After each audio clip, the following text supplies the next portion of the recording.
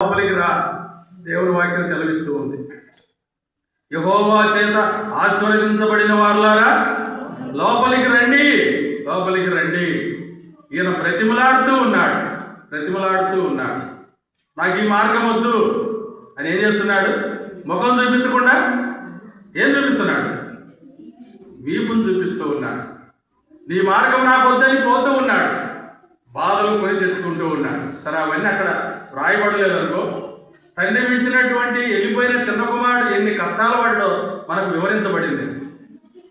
మరలా ఆ మార్గాన్ని ఎన్నుకొని ఆ మార్గంలో వచ్చుడు ద్వారా, ఆ మార్గంలో జీవించడం ద్వారా ఎంత సంతోషాన్ని పొందినాడో మనకు తెలియజేస్తూ, ఇతన్ని ఎంత బ్రతిమలన్నా కానీ లోపలికి రానే రాలేదంట. ప్రియమైనటువంటి సహోదరి మనం ఎలాంటి పరిస్థితుల్లో ఉన్నాం? దేవుని యొక్క సజీవమైన వాక్కు సువార్త ద్వారా, సేవకుల ద్వారా, సంఘం ద్వారా, మైకుల ద్వారా వినబడుతూ ఉంటే రానివారంగా ఉన్నామా? ఎలాంటి స్థితిలో ఉన్నాం?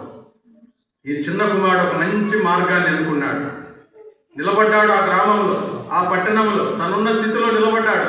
నేను ఏ మార్గాన పోతే నాకు సంతోషం, నాకు నెమ్మది, నాకు సుఖవంతమైనటువంటి ఆహారం, ధరించడానికి వస్త్రాలు ఎక్కడ దొరుకుతాయో ఇవన్నీ ఆ మార్గాన్ని వెతుక్కున్నాడు.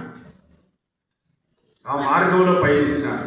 తను కోరుకున్నట్టుగానే తను శుభ్రం చేయబడ్డాడు, శుద్ధి చేయబడ్డాడు. మంచి వస్త్రములతో అలంకరించినాడు. ఈ అలంకరణ అనేది తను తాను ఏర్పాటు చేసుకుంది. అందుకే మనం అక్కడ చదువుకున్నాం. ఆభరణాలు అన్ని పెట్టుకొని అలంకరించుకుంటే ఆ అలంకరణ ఏంటంట? వ్యర్థమని ప్రభు అంటున్నాడు. కనుక ఈ చిన్న కుమారుడు కలిగినటువంటి అలంకరణ, వస్త్రహీనత, దుర్వాసన ఇవన్నీ తను తాను అలంకరించుకున్నాడు. అయితే